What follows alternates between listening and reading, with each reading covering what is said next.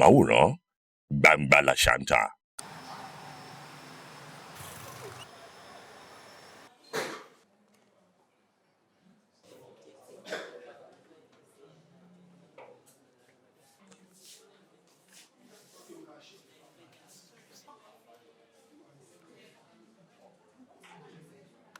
Láti ìkànnì Oodua móhùnmáwòrán ìlú Ìkòròdú la wà báyìí onílé ẹjọ́ gíga ti ìlú Ìkòròdú ibi tí wọ́n ti ń jókòó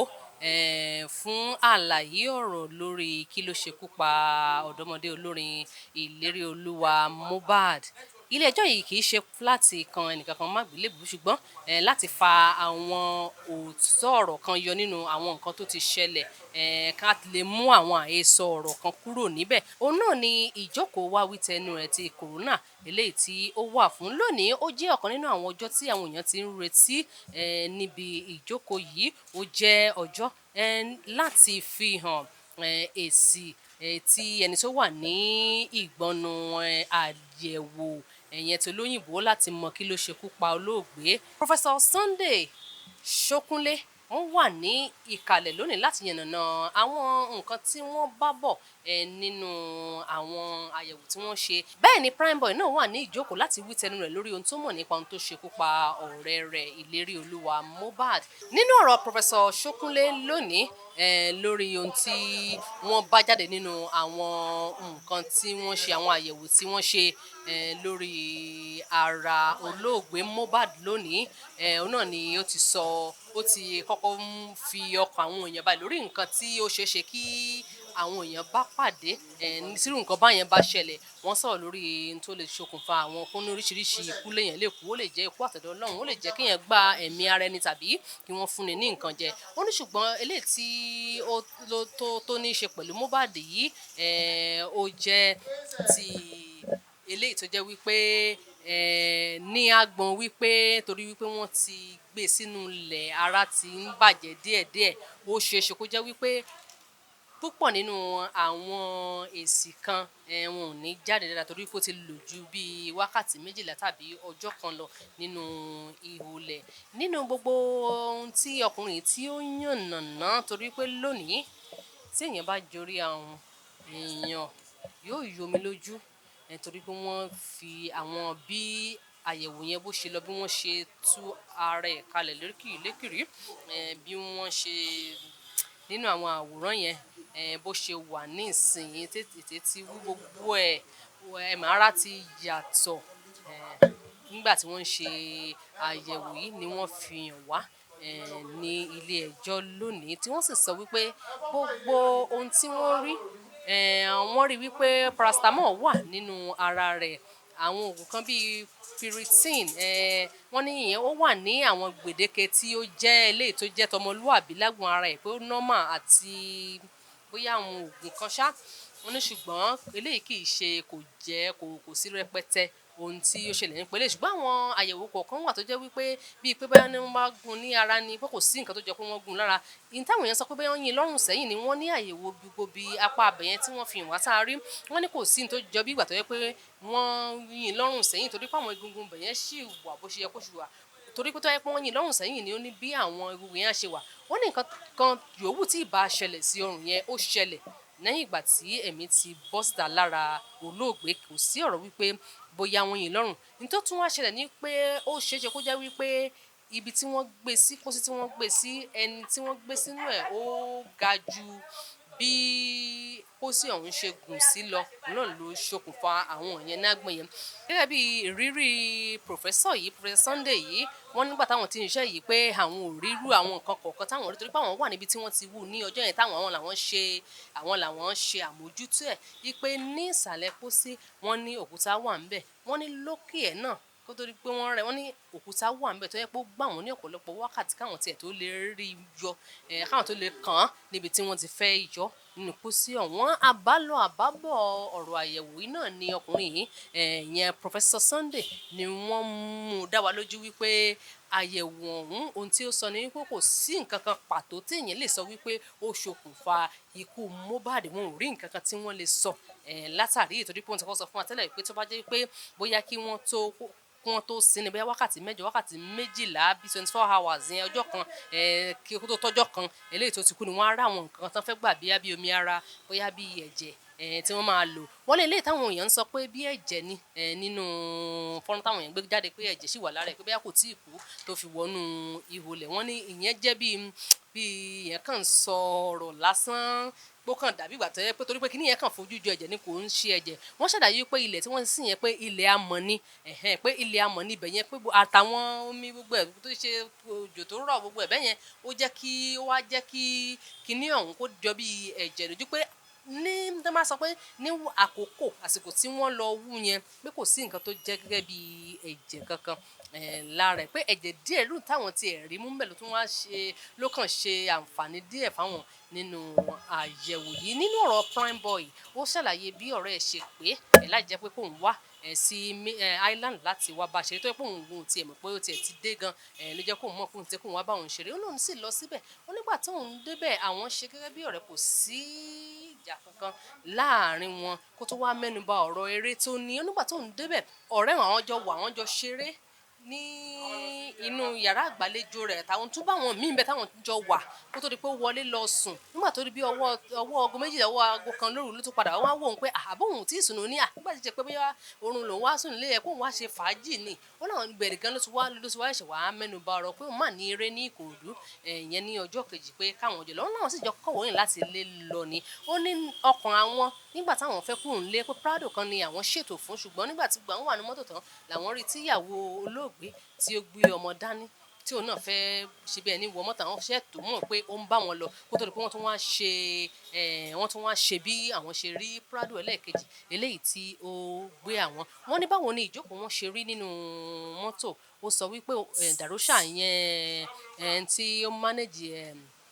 Mohbad òun ló jókòó sẹ́gbẹ̀ẹ́ driver òun dẹ̀ jókòó sí ẹ̀yìn Darosha ìyàwó gbọ́mọ dání láàrin Mohbad jókòó sẹ́gbẹ̀ẹ́ lọ́hùn nígbà tí ẹnìkan ṣoṣo tí ó wà lẹ́yìn ìyẹn spending ó ní tá a bá ní parọ́ wípé àwọn ọ̀rọ̀ èdè àìyedè díẹ̀díẹ̀ tó nọ́mà léyìí tó ṣeé ṣe díẹ̀díẹ̀ kó wáyé láàrin ọkọ àti àwọn tí ń wáyé láàrin wọn nílé táwọn ò mọ bó ṣe jẹ́ wọn ni wọ́n ti ń sọ lọ díẹ̀ ṣùgbọ́n nígbà tó agbọ̀n kan lójú ọ̀nà òun náà ni ìyàwó olóògbé mẹ́nuba ọ̀rọ̀ ọmọbìnrin kan tó ti ń rán ọmọbìnrin yẹn pẹ̀lú ọkọ ẹ̀ àbí gankan ni wọ́n sọ báyìí ìyẹn gan ló wá múnú bí olóògbé pé ṣé yẹ kó tún wá dárú ọ̀rọ̀ yẹn lẹ̀ nírú bí tó sì mọ̀ pé òun lọ sí ìdérè ni ṣé irú àsìkò tó tọ́ láti jẹ́ kó dá ọ̀rọ̀ yìí sílẹ̀ eléyìí ló wá mú kó lóògbé kúkú wá bara jẹ́ wípé ó dáa tó bá yẹ pé ẹ fẹ́ pa òun nìwọ àti àwọn ẹbí ẹ̀ kẹ́ kúkú pa òun ní ìsìn torí òun mọ́ tóun rà nígbà yín wípé màmá ẹ̀ gan tún yáwó lọ́wọ́ òun pé kò san padà àwọn ọ̀rọ̀ díẹ̀díẹ̀ bẹ́yẹn kó tó wá di pé wá mẹ́nu ba ọ̀rọ̀ wípé gẹ́gẹ́ bí ọkùnrin sóbìnrin òun àti ẹ̀ẹ̀kan làwọn jọ bára àwọn láṣepọ̀ tó kàn lọ tó dé bí ọ̀sẹ̀ kan tó sọ fún òun wípé bí oṣù mélòó kan àbọ̀sẹ̀ kan tó wá ń sọ fún òun wípé òun lóyún ó ń ta ló tiẹ̀ mọ̀ gan bóyá òun lòún ní ọmọ tó gbé wá fún òun àbóhùn kọ́ bóun ò mọ̀ eléyìí ló tún wá túbọ̀ ru ìbínú Cynthia ìyẹn ìyàwó Mohbad sókè tí ọ̀rọ̀ yẹn fi di bó ṣe jẹ́ lẹ́yìn ìgbà tí wọ́n lọ ságbo eré tí wọ́n dé ọ̀rọ̀ yìí kò tán ńlẹ̀ bẹ́ẹ̀ ló tún gbóná sí i òun gẹ́gẹ́ bí ẹnìkan wọ́n ń wò pé kán jẹ́ kọ́rọ̀ yìí kan sọ̀rọ̀ ọnú ilé kan jẹ́ káwọn ọ̀rọ̀ yìí kán wọ́n délé kan tuntun máa mú ọ̀rọ̀ yìí bí wọ́n ṣe ń mú yìí ṣùgbọ́n báwọn ṣe ń pẹ̀tù sí bẹ́ẹ̀ náà ni ìyàwó olóògbé tún rúná sọ̀rọ̀ ìtọ́rọ̀ yìí sì tún jáde sí i ó ní bẹ́ẹ̀ náà ni olóògbé ń wò pé bẹ́ẹ̀ káwọn kúrò mi táwọn wà ní town hall yìí ṣùgbọ́n ẹnìkan wà tó ń ṣeré lọ́wọ́ àti wípé òun lòún gẹ́gẹ́ bíi ẹ̀ṣọ́ ọ̀rẹ́ òun níjọ́ yẹn torí pé òun bíi bánsà àwọn èèyàn máa pè ní bánsà ẹ̀ṣọ́ ẹ̀ níjọ́ yẹn torí pé singlet ló ń wọ̀ tí òun lòún náà ń darí ẹ̀ bó ṣe ń lọ tó ń dúró lẹ́yìn ẹ̀gẹ́ bíi ẹ̀ṣọ́ ẹ̀ ìyẹn ló fà á tí òun fi wọ singlet lọ́jọ́ yẹn òun wá ń dá dúró kó wà nínú mọ́tò tó jẹ́ kó ń lọ clear ọ̀nà náà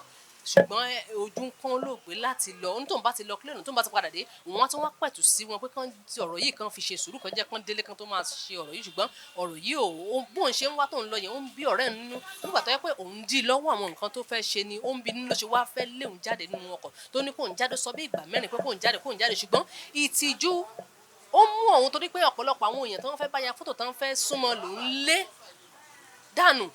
ó wá ṣe wá jẹ́ pé nígbà tó bá tún wá lé òun kúrò ńbẹ̀ yẹn bóun ní ó ṣe jẹ́ ní òjẹ́ kóun tiẹ̀ lè lọ gbé ọwọ́ tàbí gbé ẹsẹ̀ kankan gbogbo bó ṣe ń gbá òun tóun lè dá padà àti wípé ìràwọ̀ kan ni níbẹ̀ yẹn àwọn ọlọ́pàá sì wà níbẹ̀ yẹn tán jìnnà sáwọn tó ń bá lọ ṣe nǹkan kan wípé kó má jí pé bóyá òun wà nínú ewu ó ní nǹkan tó fà á tí òun mọ nǹkan tóun fẹ́ ṣe tìjú yẹn ni ó mú òun pàpà jáde náà nítorí pé kan náà àwọn ẹ̀ṣọ́ tó wà bẹ́ẹ̀ gan láti mú ọ̀rẹ́ òun lọ́wọ́ dání láwọn àsìkò kan tóun fi sáré padà sí orí ìtàgé kó tó ti pé bóyá ó tún béwu dé káwọn ọ̀ràn tóun ti ń lé tẹ́lẹ̀ yẹn ká máa fàbọ̀ bá òun níbẹ̀ tóun sì lọ fẹjọ́ sùn ẹni tí ó pè wọ́n wá ságbóré àwọn nǹkan tó ti ṣẹlẹ̀ ó ní tóun rí mọ́ nìyẹn bóun ẹni yẹn fóun sílẹ̀ pẹ̀lú àwọn ẹ̀ṣọ́ aláàbò níbẹ̀ ni pẹ̀lú ìbọn lọ́wọ́ òun tí ẹ̀ lè mìíràn kó tó di pé ẹni tó ń darí òun dìrẹ́kítọ̀ tòun wá dé wá sọ fún òun pé wọ́n ti lọ kóun tó wá lè ní àǹfààní láti kúrò níbi tí òun wà yẹn ó ní lóòótọ́ gẹ́gẹ́ bí àwọn ìbéèrè léyìí tí ó dà díẹ̀ nínú àwọn ìbéèrè yìí ó ní lóòótọ́ ni èdè àìyedè wà ní àárín wọn gẹ́gẹ́ bí kò lè má wáyé gẹ́gẹ́ bí ọ̀rẹ́ sọ̀rọ̀ ṣùgbọ́n kò wá tó káwọn máa lu ara àwọn gẹ́gẹ́ bí wọ́n ṣe sọ wípé òun lù ú ní kò sí nǹkan tó jẹ́ bí ìjà páwọn dìímú ní àgbèrè yẹn wọ́n tún wá béèrè nǹkan kan lọ́wọ́ ẹ̀ nípa ọ̀rọ̀ tó jẹ yọrí nípa àbúrò rẹ̀ wọ́n sọ pé àbúrò rẹ̀ ló fa ìjà yẹn ó ní lóòótọ́ náà ni ó ní pé ńgbà tí òun lọ tí bóun ṣe ń lọ tóun bọ̀ tó ní kóun lọ clear àwọn fẹ́ lọ kóun lọ tu ọ̀nà wípé òun fẹ́ lọ nígbà tó wá rí bóun ṣe lọ tóun padà tó wá ń padà gbẹ́nu sọ̀rọ̀ pé ó dáa ẹ má ṣe báyìí mẹ́tì ẹ̀ ní sùúrù díẹ̀ náà òun ló wá ní kóun kúkú lọ bóun pe àbúrò òun wá kó àbúrò òun lọ clear ọ̀nà nígbà tóun máa fi dọ́dọ̀ yẹn gan ti mú nǹkan gbé nǹkan sára ó wá sọ fún òun pé ẹ̀gbọ́n òun ní kóun má kúrò níbẹ̀ yẹn kò sì dáhùn lóhun ní ìbílẹ̀ òun wá fẹ́ padà bá pé ṣé òun lè máa bá àbúrò òun lè máa Mohbad lè máa bá àbúrò tòun sọ̀rọ̀ kó àbúrò tòun ṣe báyẹn fún yí pé orí òun fi bákan náà dẹ̀ sọ yẹn òun dẹ̀ jánu nẹ́nu ẹ̀ ó tó di wípé òun tún wá rí i pé ọ̀nà ẹni tó ń rúná sọ̀rọ̀ nínú mọ́tò tún wá rúná sí i kí gbogbo ẹ̀ tún wá dàrú sí i ó tó di pé òun wá dìde pé bọ́ọ̀tánù mọ́tò tí òun kúkú fi kúrò òun sì bá wọn délé ní ọjọ́ yẹn yàtọ̀ sí pé òun pe nọ́mbà ìyàwó ẹ̀ tí ó lóun pé kò gbé lòun wá tẹ́sítì ẹ̀ lòun fi mẹ́sẹ̀jì ránṣẹ́ sí pé òun ní àwọn èrò tóun fẹ́ gbé nínú mọ́tò kámẹ́rà wà ń bẹ àti báàgì òun ipò òun fẹ́ gbé tó sọ fún un pé kóun má tiẹ̀ ti wà ṣòpò láti wá sílé àwọn báyìí kóun yá dúró mi tóun wà ṣùgbọ́n òun tún wá gba ọ̀nà míì pẹ̀lú àwọn tó wà nínú láti jẹ́ pé kóun lè rí ẹrù òun gbé pé dìrẹ́kítọ̀ òun ló ṣẹ̀ padà wá bá òun gbé ẹrù yìí ó ní ìyàlẹ́nu ló jẹ́ fóun nígbà tí olójú oorun lòun wà gan nígbà tẹ́ni tó dé wá ń sọ fóun pé Mohbad kò òun lòun gbàgbọ́ torí pé nígbà táwọn òjò fúnra àwọn lẹ̀ kò sí nǹkan kan tó ṣe 100% kò sí pé bóyá àìsàn kankan ṣe àbí bóyá nǹkan kan ó ṣe ó ní pé tó yẹ pé àìsàn ń ṣe ni àwọn ó kúkú mu nǹkan táwọn jọ ń mu ó tún wá ṣàlàyé wípé kódà káwọn tó kù nínú ilé gan ó ní káwọn tó kù nínú ilé gan ó ní ilẹ̀kùn àwọn ó ní ó tì pa tó jẹ́ pé òun fúnra ara rẹ̀ gẹ́gẹ́ bí experience ìrírí gẹ́gẹ́ bí gbẹ́nàgbẹ́nà tó ní ó tún fi ṣe ó ní kò sí òun ò rí kò sí nǹkan kan tó jọ pé ìyàlẹ́nu ni ọ̀rọ̀ ìròyìn ikú ọ̀rẹ́ òun jẹ́ lórí ọ̀rọ̀ CCTV náà ó ní pé bẹ́ẹ̀ ni wípé CCTV wà nílé ọ̀rẹ́ òun yàtọ̀ sí bí àwọn èèyàn ṣe ń sọ wípé bí wọ́n ṣe ń sọ pé wá kù sí CCTV nílé yẹn ó ní CCTV wà ń bẹ nígbà tí ọ̀rẹ́ òun ṣe CCTV yìí ó ní ọ̀rẹ́ òun sọ fún táwọn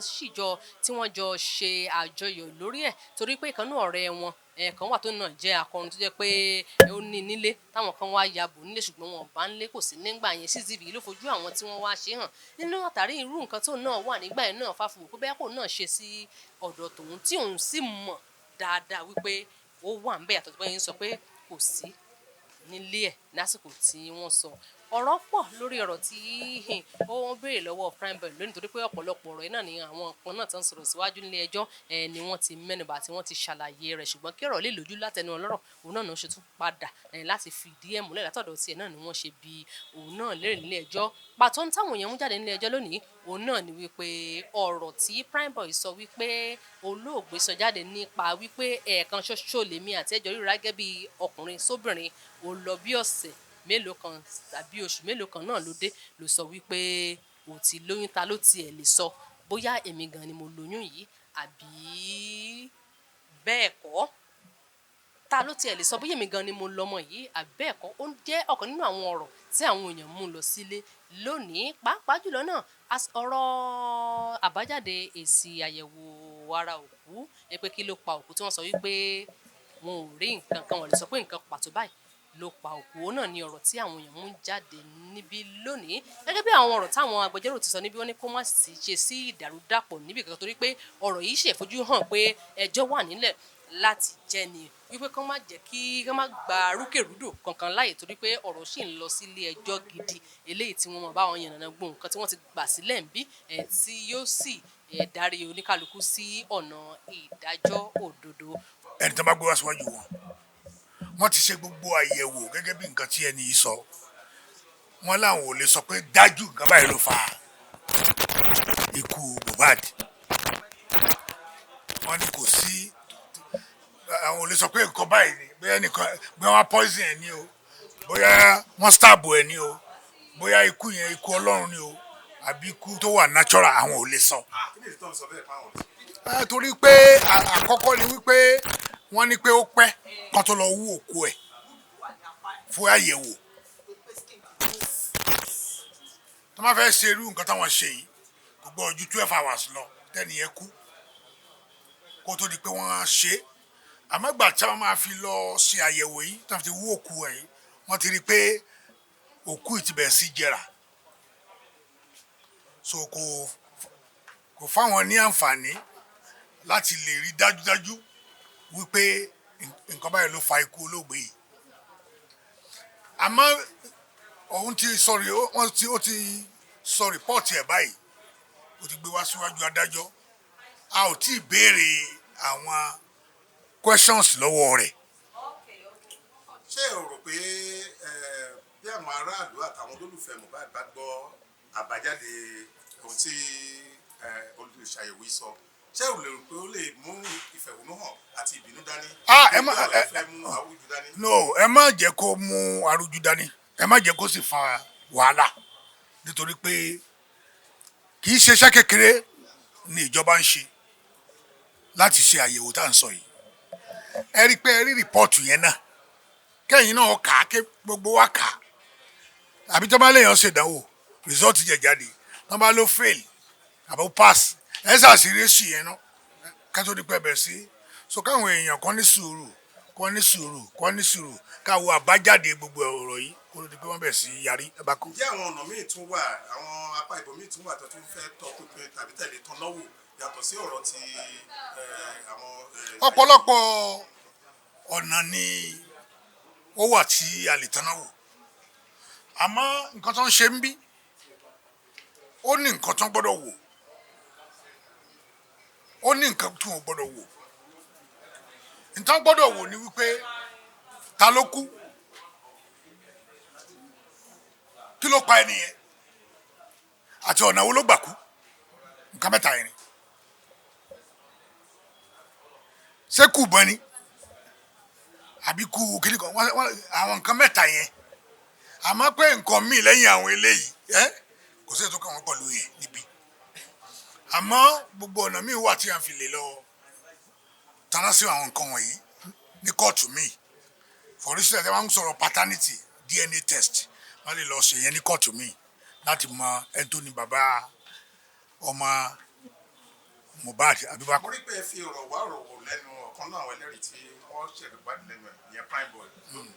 àwọn ọ̀rọ̀ tó sọ àti ẹ̀rí tó jẹ́ ó ṣe ìrànlọ́wọ́ lórí ọ̀rọ̀ ẹjọ́ ikú Mohbad yàwọn kókó wà tẹ̀lé. ó sọ̀rọ̀ púpọ̀ àmọ́ kókó nǹkan tẹ́ èmi rí dìmú nù nǹkan tó sọ ni wípé ìjà wà láàrin Mohbad àti ìyàwó ẹ̀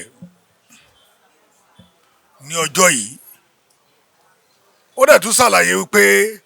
wọ́n tún ń tahùn síra wọn pé ẹ̀mí ló ní mo bá ẹ láṣepọ̀ kó tó di pé wọ́n á sọ pé oyún dé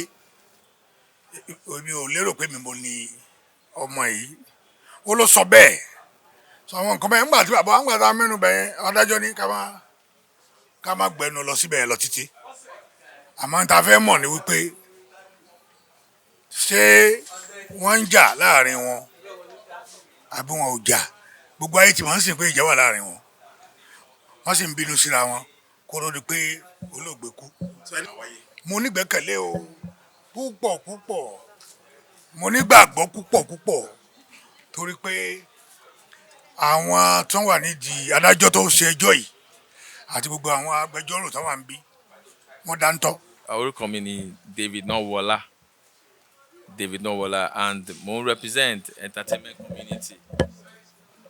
under the auspices of TNK Music Worldwide. Yes, please. Okay, first off, any witnesses méjì tó wá sí court lẹ́ni. And first off, court was able to take that of evidence of Prime Boy. He gave his whole evidence, gbogbo nǹkan tó ń mọ̀ nípa matter yẹn, he gave it, which is very helpful towards the role of the coroner inquest court towards the fact-finding role of the coroner inquest court. Then also, most importantly, the much-awaited pathologist and the autopsy report came up today, and were able to shed light. Pathologist was able to shed light on the report itself, albeit the report was death unascertained. However, one thing that was noted is the fact that the death was unascertained because of the level of decomposition that has happened. And at that point in time, he could not have detected several other things that could have been detectable ordinarily. So, but as it stands, it doesn't mean that the role of a coroner inquest court has expired, because the autopsy report was supposed to be one of the several other evidence that would help the court in its fact-finding role. So we have other evidence, oral evidence of other respondents, and these are things that will be considered and will be analyzed by the court. Láti mú verdict tó ẹ̀ kan mú wá ní inú matter yìí. Ipa wo lẹ rò pé irú àbọ̀ ìwádìí tí ẹni tó ṣàyẹ̀wò sí òkú yẹn, àbọ̀ ìwádìí tó mú wáyé tó ní wọn ò rí kókó ohun tó pa Mohbad, ipa wo lẹ rò kó máa ní lórí àwọn olólùfẹ́ Mohbad, àwọn ọ̀dọ́ àtàràlù tí wọ́n retí ìdájọ́ òdodo lórí ikú? No, unfortunately, the fact that remains that it has not been compromised. The autopsy report is yet expose the fact that the death is undetermined. Does not mean that the fact-finding role of the court has been compromised. No,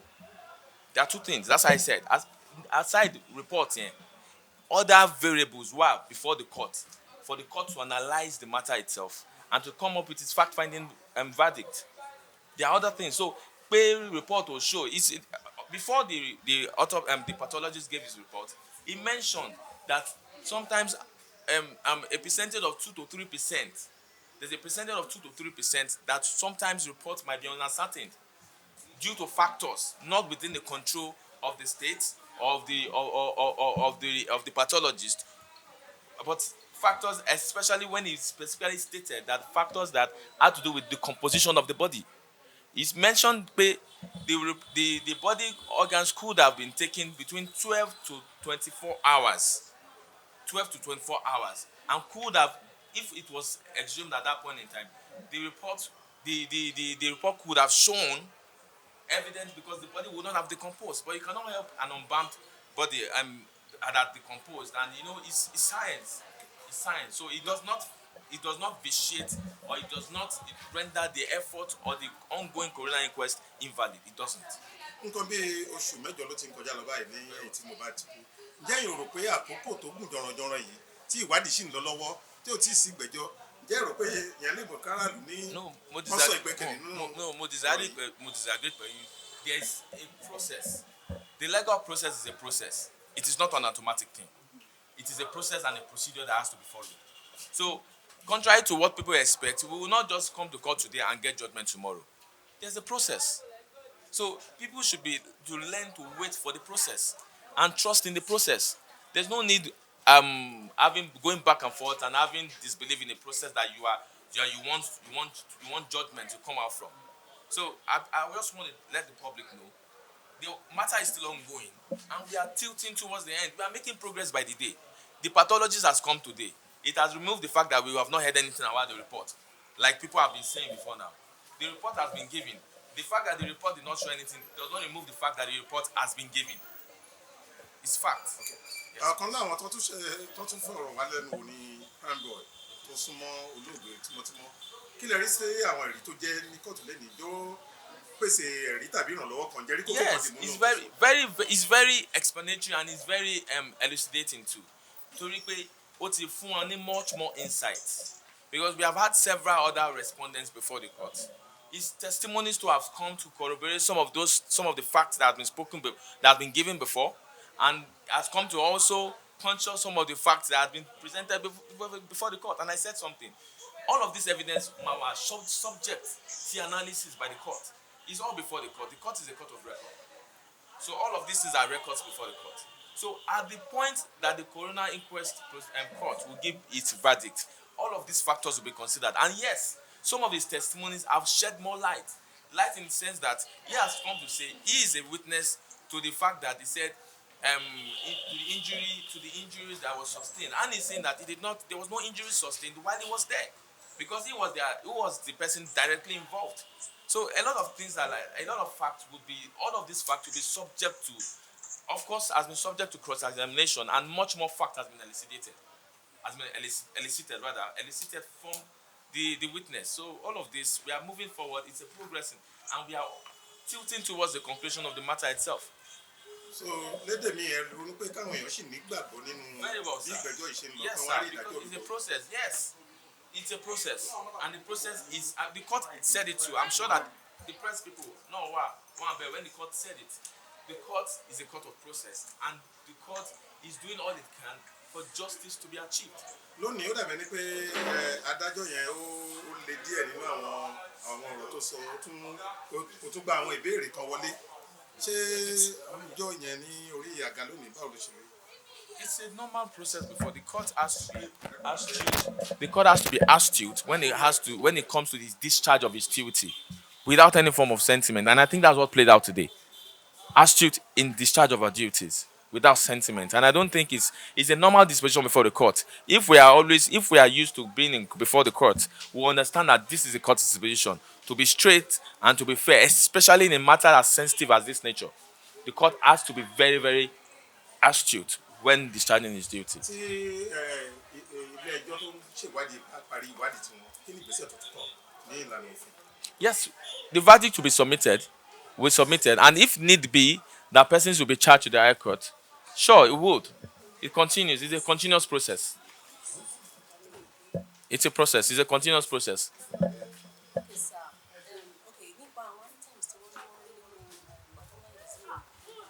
Okay. Ṣé àwọn òkúta yẹn? Okay. Well, the pathologist being a witness during the exhumation process mentioned that they saw a very heavy stone on the one near very heavy òkúta lórí tomb first. But it took them about 3 to 4 hours to remove the stones. When they also exhumed the body, they saw a very heavy stone on the coffin too. So he said he doesn't understand what it means.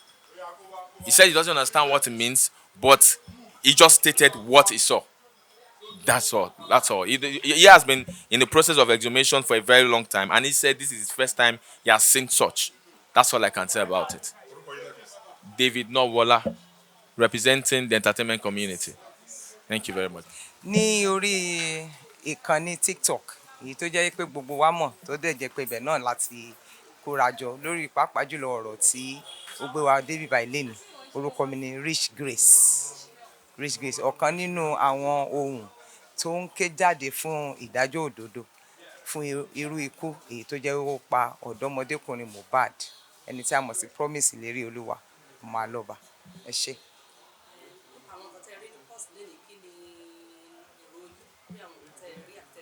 Ẹ ṣé, èròǹgbà mi ó jẹ́ nǹkan tí ó dùn mọ́ mi nínú láti fi ọkàn àwọn ènìyàn balẹ̀ wípé Ọlọ́run ń ṣe iṣẹ́ ẹ̀ lọ. Wọ́n pe àwọn ẹlẹ́rìí méjì wá lénìí, ìyẹn pathology doctor as well as prime boy. Nǹkan tí ó mú mi lọ́kàn nínú nǹkan tí dókítà yìí sọ ni pé níbi tí wọ́n sin Mohbad sí, òkúta ńláńlá wọ́n kọ́kọ́ kó sí orí yẹn. Nígbà tí wọ́n tún gbẹ́ ilẹ̀ jáde ní orí pósí ẹ̀, wọ́n tún bá òkúta ńbẹ̀. Ihun tó wá yà mí lẹ́nu ni pé pẹ̀lú gbogbo òkúta yìí, nítorí wọ́n ti lọ́kàn wípé àwọn ti ṣe tiwọn gẹ́gẹ́ bí ènìyàn, ǹjẹ́ Ọlọ́run ò wá ṣe iṣẹ́ tiẹ̀ bí láti máa bá wa tẹ̀síwájú nínú ìrìn àjò yìí? Nítorí ó pé oṣù 8 báyìí, a ò rí báyìí wípé a lè dúró lórí ọ̀rọ̀ láti máa sọ wípé àwa ń wá ìdájọ́ òdodo tí kò sì sú wa, tí kò sì rẹ̀ wá, pé pẹ̀lú gbogbo ọwọ́ ènìyàn níbẹ̀, ńṣe ni Ọlọ́run sì tún dúró tó ń ṣe iṣẹ́ tiẹ̀ lọ. Ẹ ṣé. Pẹ̀lú irú àbọ̀ ìwádìí tí wọ́n jẹ́ yìí, ǹjẹ́ rò pé ó máa domi tútù sọ́kàn àyà àwọn èèyàn pé ǹjẹ́ wọ́n sì lè rí ìdájọ́ òdodo lórí ikú Mohbad? Èsì pàtó ikú tó pa Mohbad, ṣùgbọ́n ẹ rí i pé àwọn ẹlẹ́rìí méjì ló wá lénìí. Tẹ́ bá dẹ̀ wo bàbá olóògbé, méjì ni nǹkan tí wọ́n béèrè níwọ̀n gbogbo ènìyàn. Èkíní, èsì àyẹ̀wò ẹ̀jẹ̀ ọmọ èyí tí Mohbad fi sílẹ̀ àti èkejì irú ikú tó pa. Ní bí dókítà bó ṣe sọ kò domi tútù sí wa lọ́kàn, òun sọ wípé lọ́dọ̀ tòun lẹ́yìn gbogbo àyẹ̀wò ìyẹn kò pa ilẹ̀kùn kò tilẹ̀kùn mọ́ wípé a tún lè gbé ìgbésẹ̀ míì ní ọ̀nà míì láti lọ ṣe ìwádìí yẹn. Ìyẹn ò tó láti da omi tútù sí ẹnikẹ́ni lọ́kàn, ó tún máa ró wa lágbára láti ní ìrètí wípé yóò ṣeé ṣe ni. ṣùgbọ́n ó ti ń lọ ọ̀pọ̀lọpọ̀ oṣù bíi oṣù méje mẹ́jọ tí ọ̀rọ̀ yìí ti ṣẹlẹ̀. Ǹjẹ́ ẹ rò pé ọ̀rọ̀ ìwádìí ó ń wọ́lẹ̀ ó ń falẹ̀? Rárá kò wọ́lẹ̀. Bí èmi ṣe máa ń sọ tí mo dẹ̀ fi ń fi ọkàn àwọn èèyàn balẹ̀ wípé ká wò ó pé ní ọdún tó lọ òun ni wọ́n ti gbá ọ̀rọ̀ yìí sọnù, ṣùgbọ́n fúnra ara Ọlọ́run pàápàá jùlọ ní first corona tó parí tán sọ wípé àwọn tọrọ gáfárà ní bóyá December 7 àwọn fúnra ara wọn ti gbé ní ìgbésẹ̀ tènìyàn, ṣùgbọ́n Ọlọ́run ti ọwọ́ bọ̀. Òun náà dẹ̀ là ń sọ tá à ní ìdánilójú, òun ló àwa náà lágbára láti mọ̀ wípé lórí ọ̀rọ̀ yìí o ìbá àpẹ́ Bíbélì náà ti sọ, ó ní pé ìran náà fún àkókò díẹ̀ ni, ó ní pé ká kọ sílẹ̀ ká sì ní ìgbàgbọ́ wípé ó lè pẹ́ ṣùgbọ́n yóò ṣẹ yóò wà. Rich Grace lórí TikTok ni ọ̀kan nínú àwọn èèkàn tí ó ń sọ̀rọ̀ nípa ìdájọ́ òdodo. Witness, I will happy with that. The application we have before the court will be coming up shortly towards end of June, and it will be a good thing because that would enable us to recall vital witnesses, and I'm sure by the time we finish with those witnesses, we know where we're going. So far so good. It went well today, although the application was not hard, to be hard towards end of June, and then subsequently have the opportunity of recalling these vital witnesses for proper hearing. When is your next hearing? The next hearing is 25th of June. So, sir, can I ask this question? Of being unascertained, what does that mean to you? Cause of death unascertained. Well, I don't think we need to discuss the reports now. The reason being that we don't even have copies. For you to be able to pre-examine any expert report effectively, you need to have copy and study it and digest what you learn. So we agreed with the coroner that we should all apply for copies of the expert report, and then a date will be fixed for the pre-examination of the expert. The expert, of course, is going on leave, and when he returns, everybody will have digested the report so that we'll be able to pre-examine effectively. So, sir, I want to ask, was the application submitted late? No, the application was not submitted late. But for reasons advanced or adduced by the coroner, we would have to leave the application until the next application. To some people, to some people. Can I go now? No, this is some people think that cause of death unknown. Does that mean the case is over? No, the case is not over. Because I tell you something, the report is just one out of several pieces of evidence. So it's not over. Okay? We have direct evidence, we have circumstantial evidence, and so on and so forth. So you leave that with us. Thank you, sir. Fún iléeṣẹ́ Oodua móhùnmáwòrán Táíwò Àtọ́lágbé lórúkọ mi, ó tún di ìwòyí bíi ọ̀sẹ̀ mẹ́fà sí ìsinyìí kí a tó tún wá fún ìjókòó míì ní corona nílùú Ìkòròdú níbí bí ẹjọ́ ìbá ṣe ń lọ àwa iléeṣẹ́ móhùnmáwòrán Oodua a ò ní jẹ́ kí etí yín dì sí i. Táíwò Àtọ́lágbé lórúkọ mi.